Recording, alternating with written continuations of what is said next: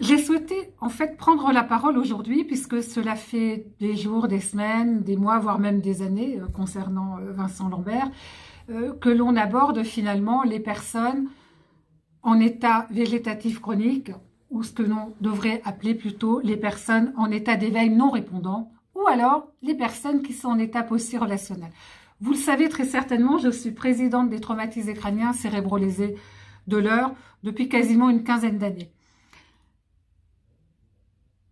C'est ce que l'on appelle des personnes cérébrolésées suite à un grave accident de voiture comme Vincent, mais aussi comme Schumacher pour les plus sévères.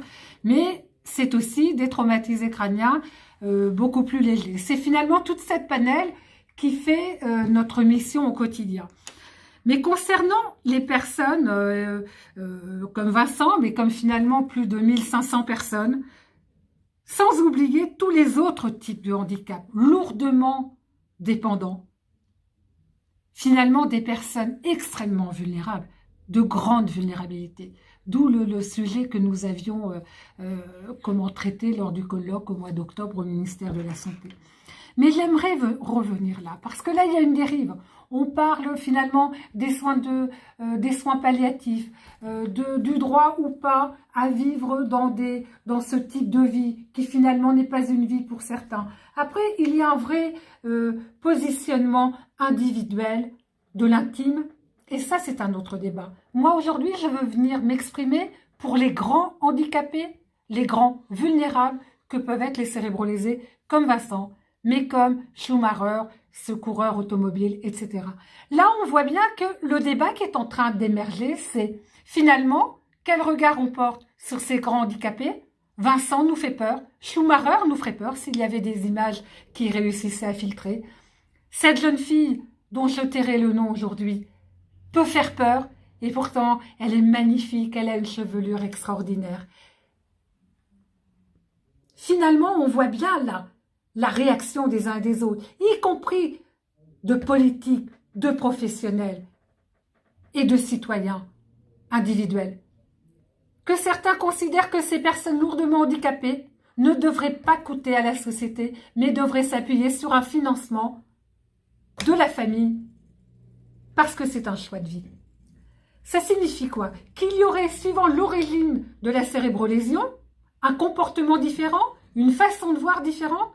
Là, notamment Schumacher, il doit y avoir une indemnisation du dommage corporel, hein, puisque nous avons travaillé la loi, la proposition de loi qui s'appelle d'ailleurs la loi Lefranc, pour venir l'améliorer. Mais là, il y a un nombre de professionnels pour le maintenir à domicile très important. Vincent aurait dû aller dans une unité d'éveil et non pas dans une unité de soins palliatifs. Et bien souvent, ces personnes lourdement handicapées vont par défaut dans ce type d'établissement alors qu'ils devraient être accueillis dans les médico-sociales. Mais n'oublions pas que nombre d'entre eux vivent au domicile de leurs parents. Notamment le cas de ce fameux footballeur qui est dans le même état hein, que Vincent, que Schumacher, etc.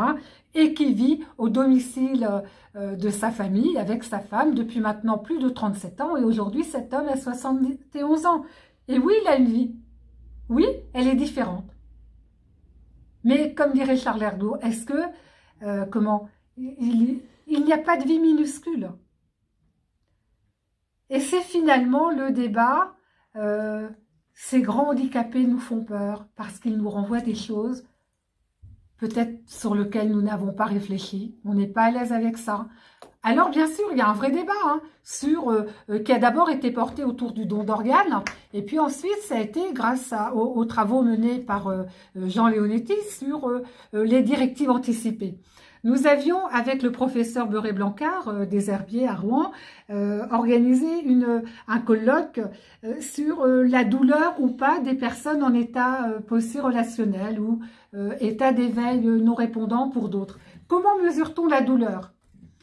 Eh bien, elle avait posé la question qui était de dire, parmi l'Assemblée, qui a fait, a rempli ces directives anticipées? Nous étions deux, elle et moi. Pourquoi? Parce que nous étions finalement avertis dans le cadre de notre engagement, elle professionnel et moi associatif. Mais on voit bien que les gens ne le font pas. Par méconnaissance, parce qu'en même temps la mort ça fait peur, etc. Mais là le débat aujourd'hui, 11 ans après, ce n'est plus le débat de la vie et de la mort. Là, pour Vincent, pour Schumacher, pour les autres, c'est le débat de la vie, d'une autre vie, d'une grande dépendance qui a évidemment un coût.